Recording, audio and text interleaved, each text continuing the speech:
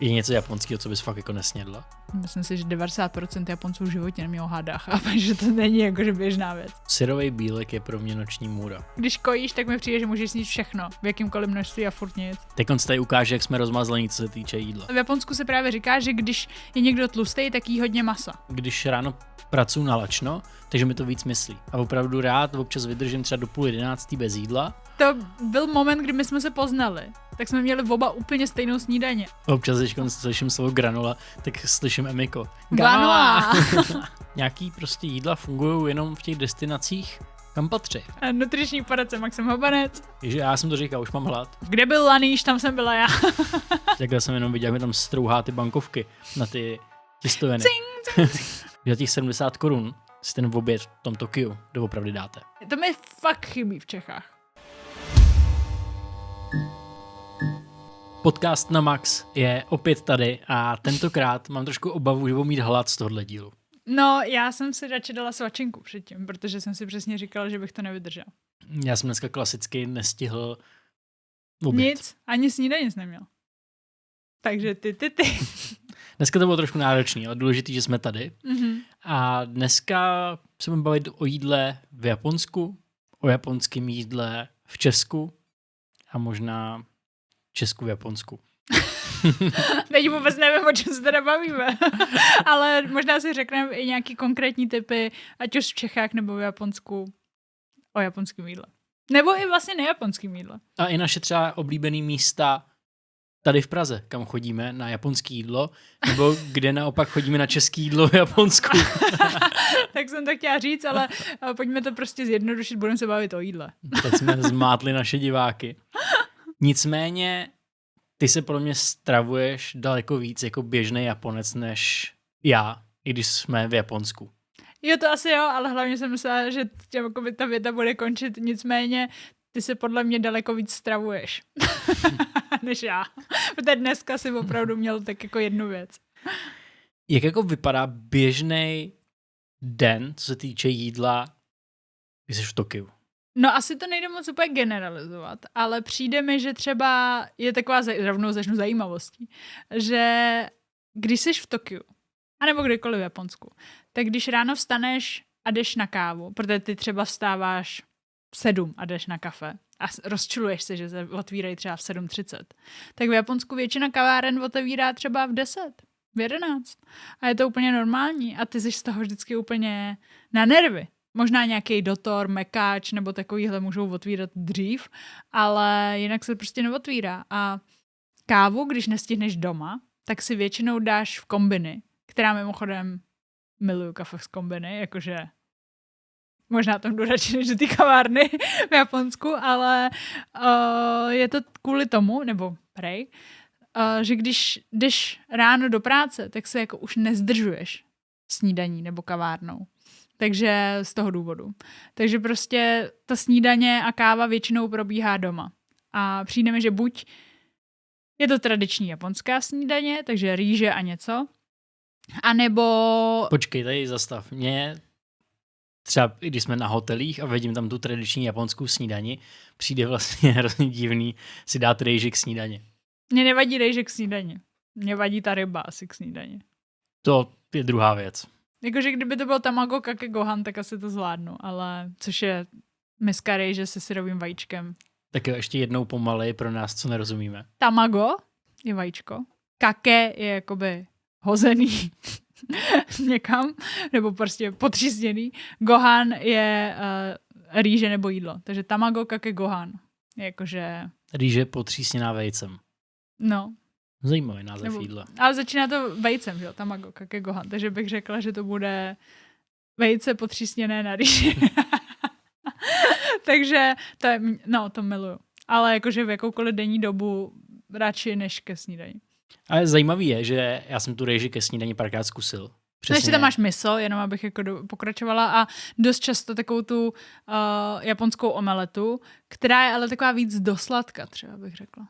Já jsem právě měl lososa, rejži, dal jsem si miso, měl jsem ke snídani a musím říct, že prostě celkově jako sportovec testuju, co mi vyhovuje ráno a tak tohle mi docela vlastně sedělo. Ne, mě taky, ale jako je divný se do toho donutit. To souhlasím. No, ale asi je to o zvyku. Já si radši vždycky dám croissant.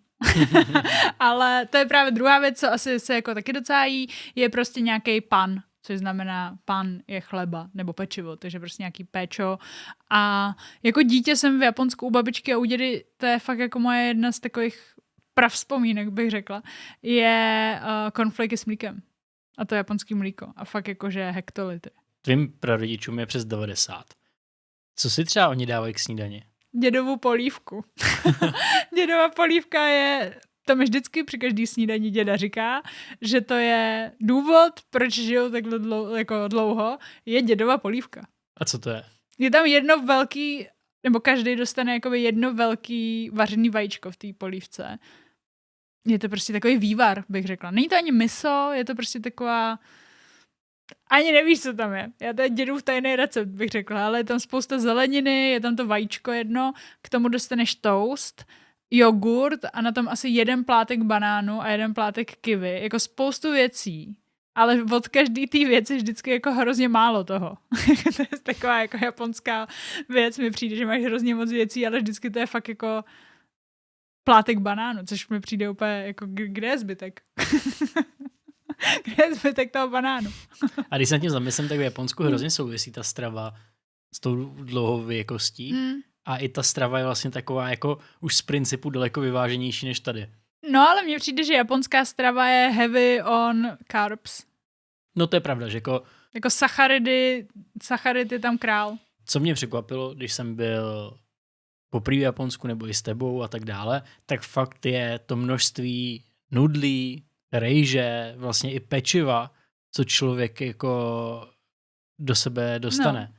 A samozřejmě jakoby furt tam člověk jí syrový ryby, jí tam maso, ale co se týče těch porcí, tak toho proteinu, jak kdyby je tam fakt málo. No hrozně bílkoviny, jakože to je fakt minimum mi přijde. Ale v Japonsku se právě říká, že když je někdo tlustý, tak jí hodně masa.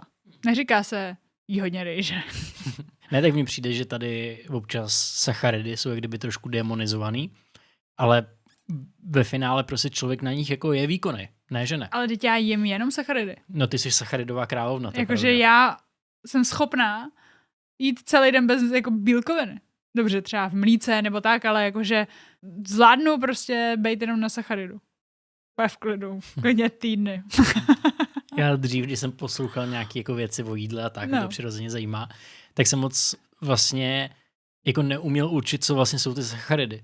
Že vlastně, tak ono to je všechno je ve všem, že jo? No, ale že vlastně takhle se můžeme bavit, že můžeme prostě říkat normálně maso, rejže a tak, ať to je jednodušší na poslouchání. Dobře, ale tak jakoby balíček sacharidů je prostě přílohy.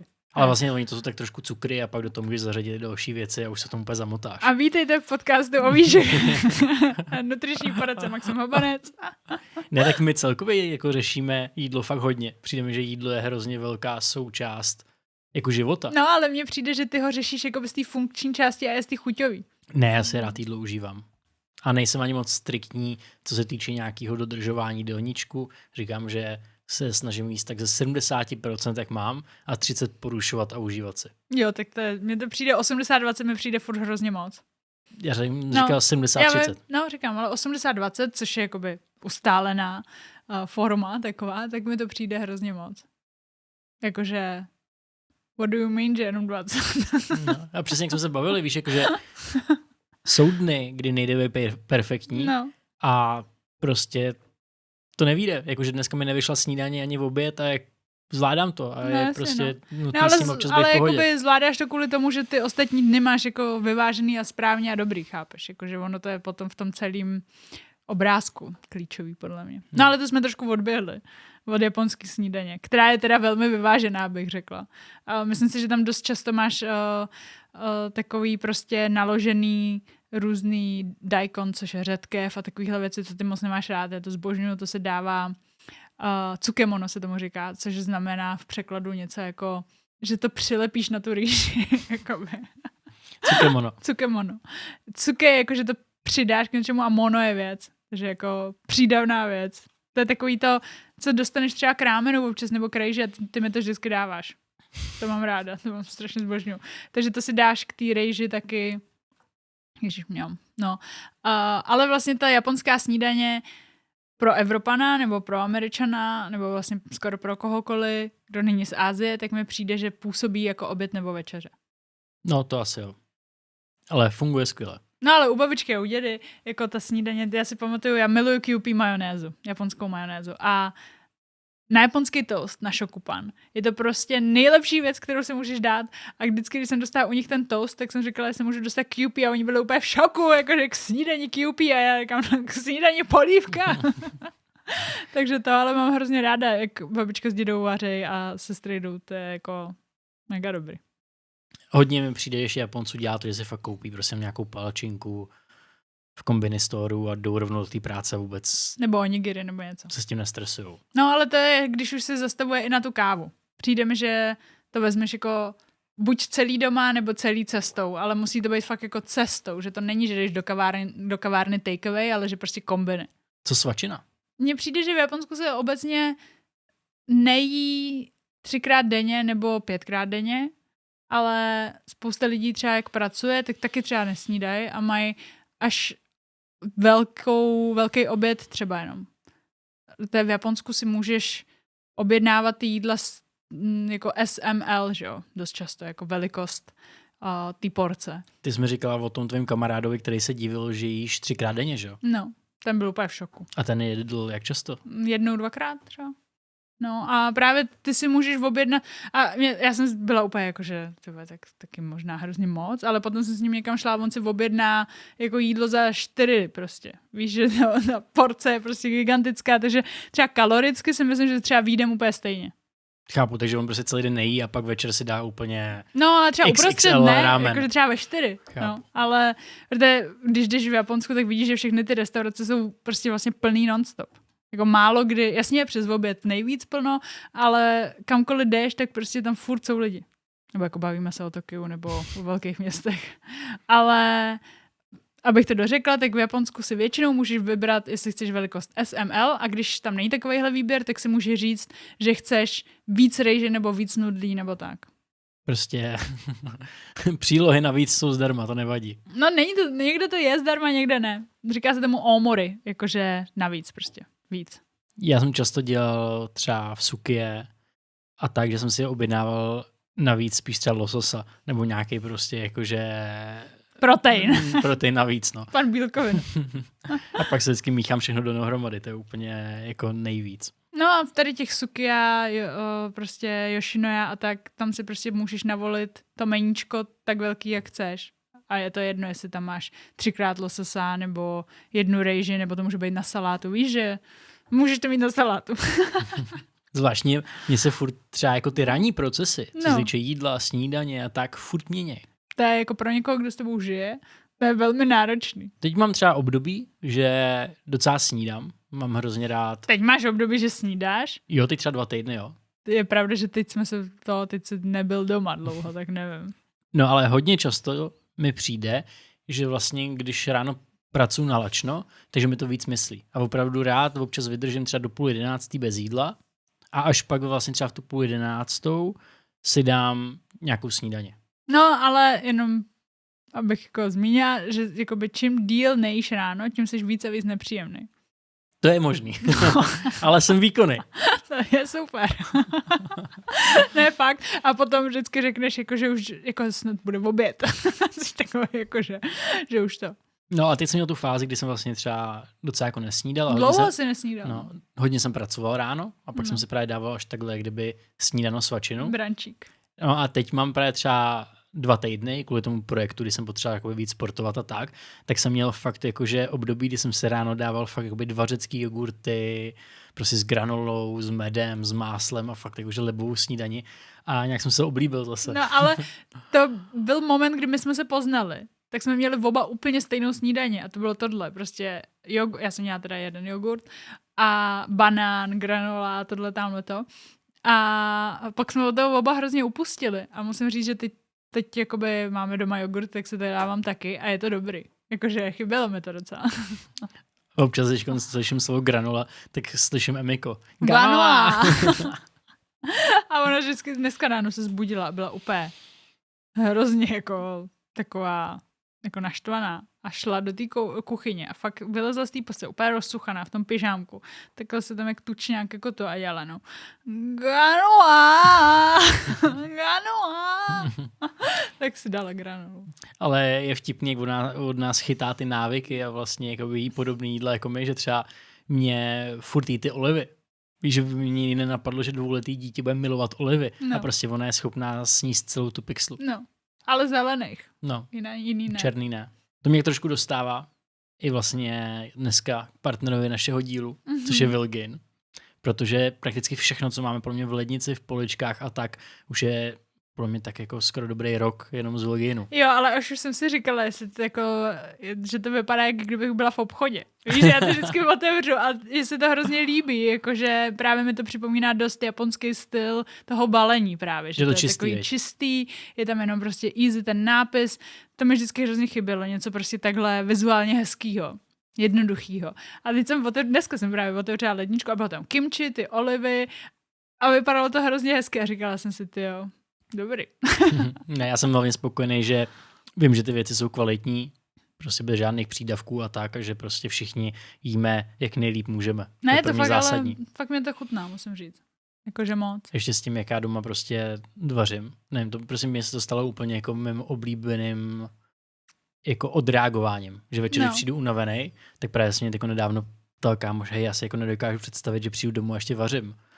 A mi přijde, že mi to strašně baví. No a já jenom abych řekla, že nejsem jakoby špatná žena, tak já jsem dost často chtěla něco udělat, ale když to udělám, tak to nejíš. A když to chci udělat, jako že ti to neřeknu, tak ty jsi potom jako, že ti tím odpočíváš. A hlavně jakoby je pravda, že spoustu těch receptů, právě třeba z těch věcí z Vilginu už mám tak vychytaných, že mi to fakt trvá třeba 10 minut. Je pravda, že minule jsem ti něco jsem dělala si ty fazole nebo něco, ale ty jsi mi řekl, že mi musí říct přesný postup a nesměla jsem odbočit.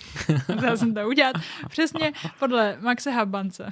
Já mám svoje recepty, hele, pokud by diváky zajímaly recepty, můžu udělat nějaký seznamy, jakože fakt... Kuchařku udělej rovnou, vydej. Habancová kuchařka. Všechno by bylo jen do 10 minut. Habancův talíř. A třeba hrozně rád dělám těstoviny teďkom, protože ty, co tam mají, tak se vaří jen 4 minuty, že jo? Takže vím, že je to mega rychlý. A trošku jsem zanevřel na rejží kvůli tomu, protože se vaří díl.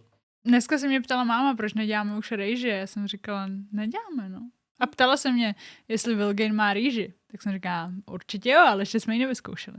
To musíme, no. A hlavně to je se pojí i s hodně těma japonskýma jídlama. Že vlastně nějaký jídla fungují v těch destinacích, kde seš. Třeba to mám s řeckou kuchyní. Když jsem v Řecku, tak mi hrozně chutná. Pokaždé si dám v Praze, tak mi to přijde nuda. To mě ani ne nuda, ale není to ono. Něco tam prostě chybí. A i já, když si z Japonska něco přivezu, že jako aby se mi nestískalo, aby mi to chutnalo zase stejně, tak mi to nechutná. Víš, jakože to má nějaký důvod, proč je to tam prostě. Musím ale říct, Dan, že jo, no. Můj kámoš. On hrozně dlouho hledal prostě správný rejžovar. Objednal si ho někde prostě z Ázie a tak. A opravdu udělal pro mě nejlepší rejži, co jsem kdy měl v Praze. Ale fakt podle mě jako by tomu předcházela studie toho, že podle mě řešili tu vodu, jakou tam naleje a tak. Pardon, ale teď musím něco říct. Taky tomu určitě předcházelo to, že tu rejži řádně umyl, na rozdíl od tebe, který rýži zásadně nemyje. Prostě jakoby musíš rejži vždycky umýt. Dokud voda není čirá. Dobře, děkuju. Ale je pravda, že... Ne, ale to nám schválně napište do komentáře, jestli jste tým Max a rejži nemyjete, anebo tým já a rejži myjete, dokud voda je prostě průzračná. Hlavní vařič rejže u nás doma je rýžovar a Naomi. Ale teď se mi rozbil rejžovar, nebo teď, před rokem, a dělala jsem to normálně, jakoby v takovém rendlíku. A tyjo, vlastně na tom taky něco bylo. Bavilo mě to možná víc. Od té doby jsem pak dělala v tom, i když jsem si koupila nový rejžovar. No nicméně na Vilginu, když tak je miso, ramen nudle, spoustu japonských věcí, které vlastně jako používáme. A teriyaki omáčka třeba. Mega. Na tom kuře jako miluju. Easy úplně hlavně, jenom to tam cmrneš a hotovo. Kdybyste chtěli kód MAX, můžete použít na nákup, platí na 5% na 1000 online. Takže tak. Nad 1000. Ale jakoby to je tolik dobrých věcí. No právě, no, rychlý. jakože to je úplně hned. Já jsem tě nerozuměla, na 1000 už. Co v obědu v Japonsku? Vanko. Víš, co je vanko? Nevím, co je vanko. To je... Vancoin. Ano. Jakoby dostanu nějaký certifikát toho, že už jakoby splňuju požadavky, abych jakoby byl aspoň, ne háfu, ale třeba jakože kvota. A kvota, to jsou tvoje děti. Naše děti. No, vanko, tak vysvětli, co je vanko. No to je oběd za 1 coin, což znamená, že to je 500 jenů. Takže kolik třeba? 70 korun. No, záleží asi na kurzu. Víte, co je nejvíc crazy? Že za těch 70 korun si ten oběd v tom Tokiu doopravdy dáte. Úplně bez problému. Ale jaký hlavně? No. Protože to obědový meníčko vanko je přesně obědový menu v nějakých restauracích. A je to třeba, já nevím, 6 gyros, miso, rýže. Většinou je tam něco, rýže. Vlastně to stejně jak snídaně, ale takový třeba víc prasáčtější, bych řekla. A určitě i nějaký rámeny budou vanko a tak. A je to super, prostě za 500 jenů se takhle najíst. Je to mega rychlý, abys mohl zase běžet a hotovo. Někdo to řeší zase přes jakoby kombiny, tam ti to rovnou ohřejou. Někdo to řeší kaprámen, instantníma nudlema a to no. A dobrý. A podle mě jsou i hodně jako kantýny v těch budovách kancelářských. No a standard asi je to, že lidi jedí venku, ne?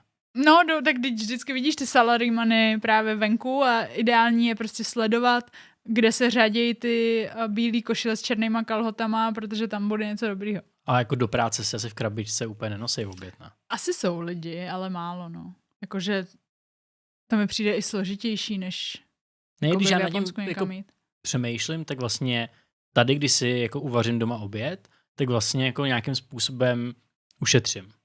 A pro mě hlavně důležitá ta kvalita toho oběda. Že když si uvařím doma, tak většinou z těch věcí, co mám kvalitnější jídlo, tím jakoby větší hodnotu pro mě. A často, když jdu do restaurace v Praze, tak vlastně dostanu třeba nějakou přílohu, co nechci, nebo prostě nejsem spokojený úplně. Když to v Japonsku, jsem velmi spokojený z těch 70 korun. No, tak jako tady v Praze jdeš za 220 na nějaký meníčko. No, a nedej bože, kdybych si dal jako v Tokiu budget 250 korun na oběd. Tak to... No, bych byl král, takhle bych tam dělal a by na mě lítaly rámeny jenom. Ne, rámen k obědu je kravina, to je moc mastný, to tě úplně sejme. No. Mně přijde, že tady v Čechách, když si vaříš, tak vaříš třeba večeři s tím, že máš v oběd. Víš, že jakoby to dáš do ledničky a ráno to jenom, nebo k obědu to prostě jenom vytáhneš, ohřeješ, nebo si to vezmeš s sebou. Ale v Japonsku... My ne. Buď to sníme. No. Já udělám prostě těstoviny pro 5 lidí. No. A kde to je? Celý to sní Miko. A po obědě nějaký dezert nebo něco takového? Jo, jakože asi strašně záleží, co to je za člověka a jaký má den, chápeš? Takže ty by si zdala dezert. Já vždycky. Jak se řekne dezert japonsky? Dezáto. Dezáto? Dezáto. Mhm. Nebo svíce, taky. Co by si zdala? Tyjo, já. Teď, kdybych mohla, asi softo. A nebo dorek. Jenom ať to vysvětlíme, softo je točená zmrzlina. Dréky. A co je dréky? No, 2 takový lívance spojený fazolovou pastou. Jo, s těma. Adzuki? A to je třeba ale věc, která mě tady nenapadne, i když jsem si koupila třeba plechovku adzuki právě, jakoby už oslazených a tak. A prostě není na to ta nálada tady. Nějaký prostě jídla fungují jenom v těch destinacích, kam patří. A tam non-stop, jakože tam se měním dréky. A moči by si tady taky moc nedal, ne? Ty jsi takový moči král. Já jsem se hrozně předl moči celkově. Měl jsem to hrozně rád, když jsem začínal jezdit do Japonska, tak 2016 a nějak jsem si toho předl. Kdybych si teď měl vybrat dezert, co si dám v Japonsku, tak bych si dal jahodový sandwich. Já jsem teď chtěla říct shotokeki a to je vlastně takový podobný. Jahodový, šlehačkový, mňám, ale jahodový sandwich, jo, no. No, a to je vlastně ten nejdražší jakoby špás, co můžeš mít v Tokiu. No ale protože my jsme šli na fakt drahý jahodový sandwich. Kolik stál? To jo, nevím, podle mě 2,5 jenů. No, jako stál třeba 200 nebo něco takového, no, ale je fakt jako maličkej, že? No teď jsem chtěla říct, že ten, co jsme měli, byl gigantický. No, ale jak je měkký a tak to úplně vdechneš, že jo? To není jako, že nic složitýho. No to jo, ale byl velký, protože si můžeš koupit v kombiny a ty jsou malinký. Nicméně bych chtěl zmínit, že jsme natočili video na YouTube o vlastně japonských místech v Praze a teď tady k těm sladkým věcem se asi hodí zmínit ty pekárny. Protože v Praze jsou super japonský pekárny, který mě osobně docela překvapily. Mě taky. A nejvíc Nippon Bakery, která je na Barandově, takže je to fakt daleko, jak kdybyste jeli do Japonska, když bydlíte třeba v centru. Ale pro lidi, co bydlí tam, já bych tam byla non-stop. Protože ten vibe tam byl hlavně hrozně japonský. To jsem řekla bych, že skoro v žádný takovýhle restauraci v Japonsku jsem to tolik nezažila. Možná v Katsuře. Myslíš japonský restauraci v Praze? No, jako aby to mělo japonský vibe. Klidně by to nemusela být japonská, ale ten vibe prostě tam nebyl. A tady to vlastní opravdu Japonci, je to pekárna, kde mají melon pan, mají tam různý, možná i karé pan a tak. A ten matcha melon pan byl úplně životní, musíme tam zajet. No, musíme. Ale oni mají přesně japonskou otevírací dobu v Čechách. Nevím, co to je za jakoby japonský špás, když mají restauraci v Čechách. Tak prostě otvírají, že si hodí kostkou, podle mě. A jakože prostě si hodí kostkou a ten měsíc vypíšou, že prostě mají takovouhle otvíračku. A právě možná proto, jak jsou daleko, nejsou v centru, mi přijde, že se jako na nic nehraje. Úplně prostě na pohodu. A i ty ceny, to stálo asi 45 korun ten melon pan. No, jakože na výlet, úplně super. A kávu jsme tam neměli, tak to můžeme vyzkoušet, nebo matchu, nebo tak. Hlavně to dobrý parkoviště s dětma. A hlavně mi přijde, že i děti mají hrozně rádi ty japonský pekárny. Víš, že ty věci jsou taky vždycky měkoučký, kdyby se to kouše. Tam měla toho medvídka. To bylo super. Jakože fakt, když se na to vzpomenu, tak mám úplně... Chuť tam jet, no. A pak jsem byl ještě někde. Pak to bylo kdyby na újezdě. Zážitek dobrý, nebyl jsem se tak unešený jako z toho Barandova, ale vlastně jako asi taky bych to zařadil, jakože tam podle mě velmi vychází vstříc z toho, že prostě je to v centru. A tam byl dobrý ten melon pan, byl dobrý. S jahodama právě a šláčkou. No, tam je chutnal. Byl nesmyslný. I on byl proložený totiž. No. Už se na to pamatuju. Ježi, já jsem to říkal, už mám hlad. Nebo ne hlad, ale chutě. No, dneska budu hrozně vařit. Ty jsi hrozně ale jahůdkovej. A pak jsme byli ještě v jedný a to byla... Ta nebyla úplně japonská. Ta není vůbec japonská, jmenuje se to paté, ale bylo to moc dobrý. A tam měli taky, co to měli? Katsusando. To mi chutnalo moc. Řízek v šokupanu. No. A taková jakoby Asian fusion. A vlastně všechny ty 3 místa, kde jsme byli, tak mě velice bavily. Vím, že ještě nějaká korejská pekárna, myslím. Jo, ten Bakery 60 něco. Je to tak. Jo, ale nevím v 60 kolik. Takže ještě máme spoustu míst, které asi chceme navštívit a vy nám klidně můžete napsat do komentářů, jaký místa máme navštívit a taky kde. Já bych se neomezoval na Prahu. Ne vůbec, protože třeba, jak říkám, jedna z nejlepších japonských restaurací chuťově byla opravdu v Brně Mania, ale ty 2 majitelé byli manželé, oni se rozešli, teď to dělá jenom ten pán. A od té doby jsem tam nebyla, takže vůbec nevím, jestli se to třeba nějak změnilo nebo nezměnilo, ale to bylo super. Za mě ještě super místo je Takumi. Ale v Quadriu. V Quadriu, jakože musíme zajít, jsem dlouho nebyla. Jenom nad tím přemýšlám, mám chuť na karage. No, já na ten rámen lanížovej, ten byl strašně. A to mají vlastně kombinace, co bych třeba asi úplně nenašel v Japonsku. Jakože třeba si dáš fakt rámen a v tom máš karage, jako smažený kuře. Jakoby našel bys to v Japonsku, ale není to tak běžný, ale pokud bys chtěl to, co najdeš v Japonsku, tak to tam mají taky, ale hlavně v tom Takumi na Senovážným. To je hodně takový japonský, jakože ty se držej víc zkrátka a to v tom Quadru je takový moderní Tokio, bych řekla. Ale ten lanížový rámen, mňam. Jakože to jsem nepochopila. Neměl jsem v něj důvěru, protože já nejsem jako nějaký zásadní milovník lanížů, ale jako to hitlo spot. Já jsem měla jednu dobu lanížový období teda. To jako, kde byl laníž, tam jsem byla já. Ne, fakt. By tě mohli používat na to hledání těch lanížů. Jo, a to jsem byla. Na vodítku. No, ne se psem, ale jakože to bylo hustý. A pak jsme ty laníže snědli, to mě bavilo. V Chorvatsku. Chorvatsko je jedno z největších dovozců laníže, to jsem nevěděla. Nalezeš tě. No, ale pak jsem si říkala, jestli to třeba nebyla nějaká turistická jakoby pas, že tam šli a schovali tam ty laníže. A nastržili, No. Ale tak jako tak byly dobrý. Dan měl právě koupený nějaký laníž a dělal těstoviny a pak na to strouhal a vůbec nebyl cítit. No. A byl strašně drahý. Jakože mě tam nastrouhal prostě, jak jsem jenom viděl, jak mi tam strouhá ty bankovky na ty těstoviny.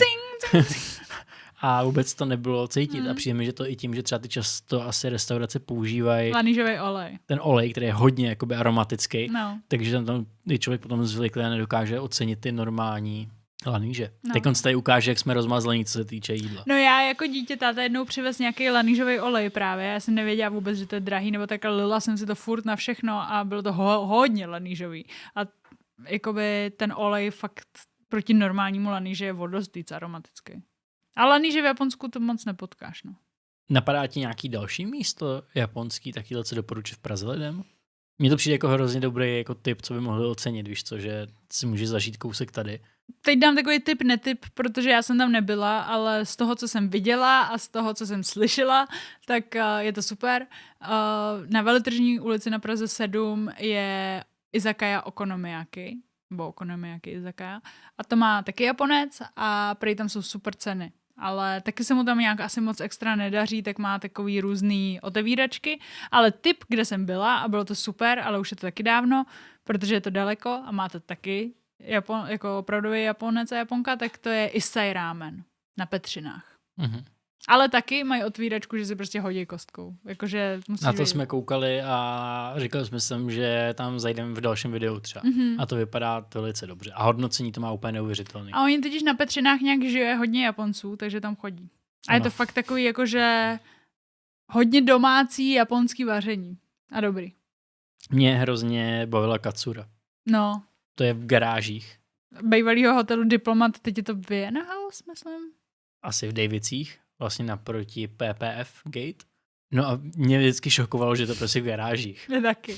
Jakože skvělý. Tam prostě, já jsem tam byla vždycky s Japoncema, když přijeli, že buď něco s tátou nebo něco. A tam prostě já jsem si připadala, že jsem jak nějaký, já nevím, tajný policajt nebo něco, že prostě jsme šli do toho hotelu a tam prostě na ten výtah a sjeli jsme tam dolů a tam najednou ta restaurace, která je fakt japonská. Jo, a tam asi chodí hodně nějaký možná diplomati japonský a tak vždycky tam vidíme jako hodně, že jsou, jak to prostě v Davicích je takový tím, že tam jsou ambasády a tak. No, protože Japonci, když přijedou kamkoliv, tak vlastně dost často vyhledávají japonský jídlo. Takže to je úplně, ale to je jako secret tip. Za to by... Ten by měl být až na Hero Hero. Za to byste měli podpořit náš podcast. No, aspoň minimálně lajkem. No. Já přemýšlím, jestli udělat, chcete mapu takyhle míst v Čechách? V Praze? Je v Čechách. To bylo, když bych dělal celý Čechy a postupně nám přidával. A Liberec tam můžeš To je dát. nápad. V Liberci je co japonskýho. Táta. Jak ho dám na Google mapu. No náš dům, ne? Ne, co když se bude pohybovat. Náš dům? Ne, jako kdyby tam Jo, třeba takhle, nebyl, no ne, tak tam bude ta japonská otevírací doba. No, to ti poděkuje, jsem myslím. Ne, ale my máme doma, jako mi přijde takový Asian fusion vaření. Že třeba naše klasický český vývar je prostě se zázvorem. A chutná to hrozně japonsky. Je to dobrý. Nebo dost často třeba dělám, jak si dělají takový ty bezový řízky, nebo já nevím, jak to prostě smažený bez, tak to dělají v tempuře třeba. A víš, že to je takový prostě, baví mě to. Já jsem přece dělal tu Asian Fusion pizzu, pamatuješ si? To byla dobrá, ale. To jsme taky dělali to normálně Vilgain základů na pizzu. Jsme měli kuře, Řasy, kewpie, nakládaný zázvor a vajíčko. Teriyaki. Chicken teriyaki pizza. Což vlastně jakoby chicken teriyaki pizza je velmi japonská věc. Je a hlavně říká se, že to je dětská pizza, nebo říká se, že to je pro děti i dospělé. Chutná dětem i dospělým. To je pravda, protože jako si dala. Tady tomu jsme se udělali, jsem se to vzpomněl. Jo, no máme doma ještě ten zázvor. Já jsem nadšený, jsme šli natáčet prostě díl o jídle, když jsem absolutně nestíhal. No já jsem si říkal, že si musím dát svačinku, že jinak to nezvládnu. No. Jinak se omlouvám, že mám dneska sluneční brýle, ale mám zánět v oku, takže... Jsi úplně... Já jsem úplně rozložený prostě už. Teď bylo trošku jakože náročnější období, ale jsem rád, že jsme se zvládli sejít a natočit další díl našeho podcastu. To já taky, držíme, dlouho jsem tě neviděla. Děkuji. Dlouho jsme se nepovídali v klidu. No a kdybyste nás chtěli podpořit, tak samozřejmě můžete na Hero nebo klidně dát prostě like a jakkoliv nám feedback na náš podcast. Máme 21. díl. Začínáme novou éru. Takže ještě 79 dílů do chvíle, než budeme fakt hodně oslavovat. Já myslím, že než budeme fakt hodně hladový. Ne, já mám radost, že se nám daří to držet každý týden. Vlastně jsem i víc komfortní asi v tom mluvení, než jsem byl na začátku. Jo. No, tak i vlastně, já často mám ty své poznámky tady a teď už jsem víc jako ochotný odbočit, bavit se o něčem jiným a pak se k tomu třeba vrátit. To jsem ráda. Ale mám tu přípravu rád. Tak co tam máš za bodíček? No ty jsme ještě úplně neprobrali ten běžný den. No, takže teď jsme kde? U nějakého dezertíku jsi byl. Takže odpolední Kávička. svačina, ta vlastně moc asi není, protože se jí míňkrát denně. Ne, ale fakt jako hrozně záleží, to nejde úplně generalizovat, no. Ale pak je... Co by šlo generalizovat podle mě u Japonců je to, že večeře je vlastně jako přejídání trošku. Jakože v izakaje? No jakože celkově, když přijdeme, že jako jestli něco pořádný, tak to bývá večeře. No, mi přijde, že jako jestli něco určitě je, tak je alkoholu toho. No, ale jakože mě můžeš chodně vyvízt z omylu, to je jenom jako moje pozorování. Přesně jakoby izakaji, rámeny a to pití u toho, že mi přijde, že u té večeře je ten moment, kdy se to trošku jako... Pustí. A když jsem říkal o tom svým kamarádovi, co nejí mockrát denně, tak jsem si právě vždycky představil, že pak jde večer do té izakaji a prostě to tam úplně roztočí. No já jsem s ním byla v izakaje, když jsme točili Naomi v Japonsku a řekli jsme právě s Ondřejem, že to potom platíme. A roztočili to, no. Jakože padla na to velká část budgetu na celý projekt. Co tam vždycky vlastně křičí v těch izakajích, když vaří? Když se takhle otevřou ty dveře, irašejmase! Ale to neřou jenom v izakajách, ale i třeba v sušárně a tak. Irašejmase, to je jakoby vítejte u nás v podniku, bych řekla. Takhle bych to asi přeložila. No a nevím, co tam potom řvou. Občas jim vaří něco a tak. Jo, tak to, jo, v té naší. No to je takový jakoby nějaký jejich pokřik. Namabír. To je točené pivo. Jednotočené pivo. Jenom vás bych to vysvětlil, izaka je vlastně hospoda a většinou, že vaří přímo před tebou, na to vidíš. Sedí sám bez bot. To vím, že mě třeba osobně šokovalo, protože jít prostě do hospody bez bot mi přijde zajímavý.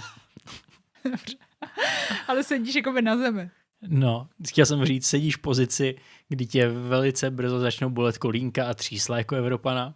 A teď sedíš jako, teď jenom sedíš.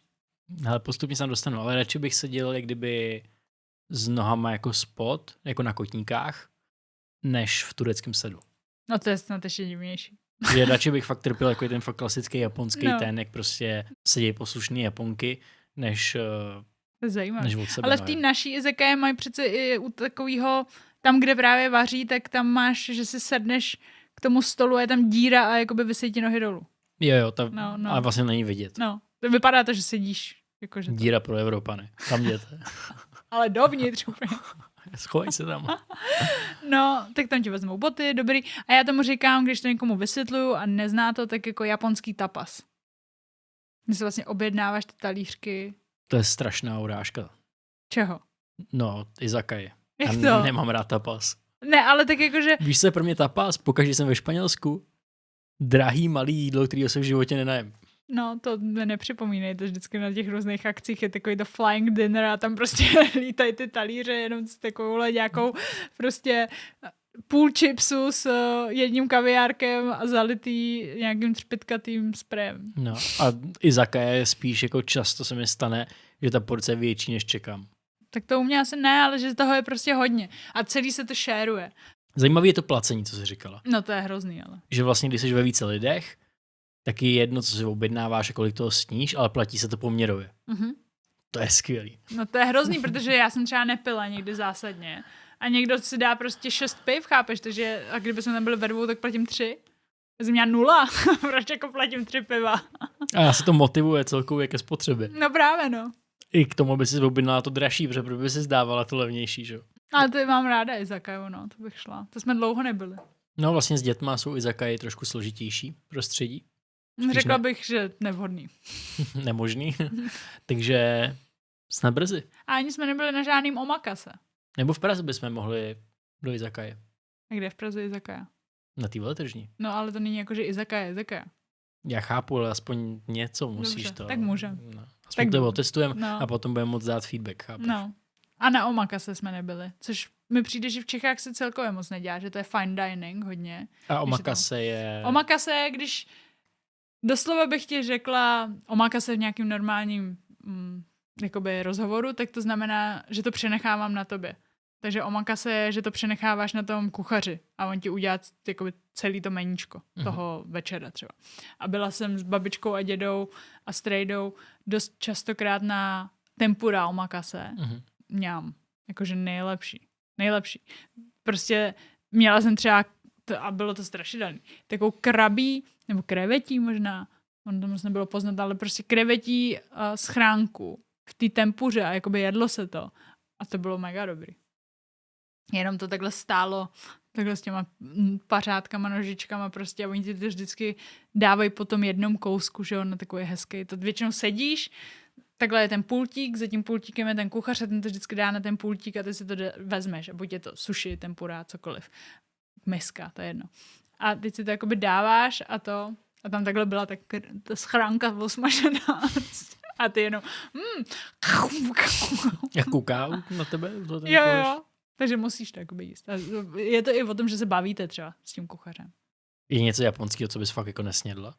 Nějaký divný věci, jakože, který nejsou asi úplně tradiční a je to spíš nějaký, vím, že je nějaká fakt divná izakaya, podle mě. Vím, že jsem viděla nějaký video, že to bylo jako, že to je spíš jako reálně i v Japonsku bizár, že to není běžná věc, ale že tam přesně měli nějaký hady a takovýhle jako věci, ale to nebylo úplně jako, že myslím si, že 90% Japonců v životě nemělo hada, chápeš, že to není jakože běžná věc. Že to by mohla být i tady taková jakože fear factor restaurace. Já bych třeba nesněl na to. Ježišměm. To bych si dala, to mi fakt chybí v Čechách. Fermentované sojové boby. Ano. Jo. A k tomu okru ještě. Neba se tomu říká, protože je neba don a don je miska rýže. Mhm. A neba je zvuk toho, když je něco oslizlý a lepí se to. Takže neba don je okra, na to syrový vajíčko, většinou třeba tuňák nebo něco takového a ty to prostě jakoby celý smícháš a ono to dělá a potom to sníš. Celkově zajímavý, že vlastně jako v Japonsku není problém jíst syrový vejce, včetně bílku. No, jo. Že to vlastně není nebezpečné. Já vždycky tam přijdu jak kuna. Jednu dobu jsem měla fakt jako... Mi přijde, že v Japonsku vždycky, když přijedu, tak mám jako zásek na jedné věci. Ve všech různých formách. Jakože smážo, furt, nebo sladký, furt, matcha, furt. A jednu dobu jsem měla fakt na vajíčkách. A to se mi drželo hrozně dlouho. A prostě to jsem jedla fakt furt syrový vajíčka se vším. Ke všemu jsem si to přidávala jako topping. Nejlepší věc. Jako syrový bílek je pro mě noční můra. Asi ho nemusíš dát, že jo? Oni ti ho můžou, si tě většinou zeptají, nebo ti dají. Mně stačí kousek. Mňam. Já se pamatuju ještě, když jsme se znali, ale ještě jsme se neznali tak dobře. No. Tak jsem měl úplně crazy smážo období. No. Já fakt každý den na storičkách prostě smážu everyday. No. A já jsem si říkal, tahle holka, to je crazy, lidi furt jenom smažený. No. Teď si dlouho neměl. Dlouho. No, měla. Protože ta moje oblíbená smažárna už tolik není v Japonsku. Už mají hrozně málo poboček a dřív byly v každý čtvrti, takže to bylo easy mít smažo everyday. Ale stejně si tak vždycky. A přitom ty v Japonsku famičiky pokaždý, když jdeš kolem Family Martu.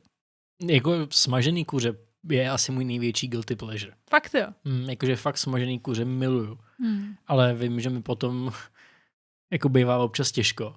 No. Záleží, kolik ho sním. Tak jako v Japonsku, já si pamatuju, že jsem ti říkal, hej Maxi, už máš třetí dneska v rámci, já nevím, dopoledne. A ty si říkal, ne, nemám. Říkal, jo Maxi, tohle je třetí. A ty, ne. A v rámci toho svého porušování bych řekl, že těch 30% jsou ty smažený kuřata.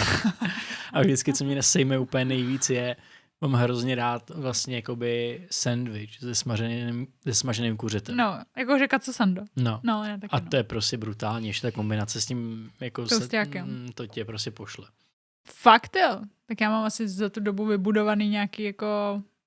Mě posmaženým není těžko. Já vždycky dával v bufetu v Karlíně, nebo jo, no v Sandwich Rodeu jsem měl. Ale to japonský není tak těžký. Dneska si koupím normálně možná.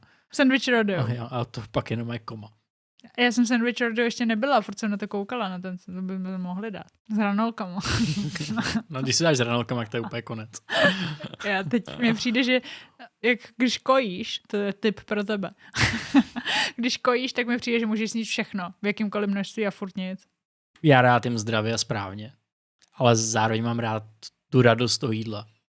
A musíš mít nějaký balans. Jakože prostě... No ale nejhorší moment je, když si dáš fakt prasárnu. Třeba nějaký fakt, jakože burger jde udělat zdravě, dobrý, víš co, easy, lehký, ale pak si dáš třeba občas nějaký fakt jakože prasácký burger. A když si to dáš někde a není dobrý. Jo, ten nejhorší. To je takový jakoby waste toho těch kalorií a toho nezdravého momentu, že prostě to je strašný. To mě spíš štve to, že se vlastně jakoby těším na ten moment, že třeba... Že se zaprasíš, veď? A to třeba souvisí s těma restauracema. No. Že vlastně v Praze mám velice málo míst, kam třeba rádu na oběd. Že vlastně, když už se nedívám ten čas a zaplatím ty peníze a pak vlastně dostanu něco, co mě nebaví. A říkám si vlastně, proč jsem se neuvařil doma. Jako měl bych lepší jídlo, z lepších surovin, víc by mi to chutnalo, měl jsem si uvařit doma. Ale já nevím, jestli už jsme tak jako rozmazlení za tu dobu, ale jako za tu dobu, co si vaříme doma, že ty vaříš fakt dobře, ale nebo že dřív byly možná fakt lepší, nebo to nebylo tak drahý, takže ti to nebylo líto, nebo něco, víš, že dřív mi to nevadilo. Ne, já mám rád doma, že prostě fakt vím, z čeho si to jídlo dělám. To je asi celý. A ne, že bych chodil úplně na místa, které by byly špatný, ale hlavně pojďme si říct, jako v obědy v Praze, teď prostě může dát klidně 350 za jídlo. No právě no. To právě. Už je za hranou. Pokračování tohoto dílu najdete na našem Hero společně i třeba s mapama oblíbených míst v Tokiu nebo dalších městech po celém světě. Budeme rádi, když nám dáte like, komentář a nebo pokud se díváte na mobilu, tak zviditelnění. Dneska taky moc děkujeme partnerovi tohoto dílu a to je Vilgain. Tak nezapomínejte používat kód MAX na Max. Chápeš, že kód MAX a že používají maximálně. A jo, takhle, tak hlavně, aby to někdo nesplet. Ne, Max je to dom. Zbudíš se třeba ve 3 ráno v Tokiu, máš jetlag, můžeš jít kamkoliv na rámen skoro. Co ty plastový modely těch jídel před těma restauracema? Oni to teď začali jakoby prodávat jako kurz, že si můžeš vyrobit to plastové jídlo sám. Celkově jako Japonsko a obezita je zajímavý téma. Já jsem třeba v Japonsku velká, jo, ale tady mi přijde, že jsem normální. Být vegan v Japonsku, to musí být jakože next level. Je dost často jakoby napsaný, že to je plant-based, ale není. Přijde mi, jestli řekne japonský jídlo, tak všechny napadne sushi. Ty neznáš vlastně celou rodinu pana rámena, prostě je rámen, tsukemen a abura soba. Hrozně přesně Andrej, ty je kůře temné chuti. Já jsem si dávala třeba mačový palačinky s mačou jako k pití a všechno bylo mača. Děti a jídlo v Japonsku. Ale v Japonsku obecně. Mi přijde, že tady Češi strašně řeší cukr. Paní Jasmína prostě byla nějaká čarodějka a úplně nás tam to byly nějaký ty placky lásky. Vždyť se říká, že láska prochází žaludkem.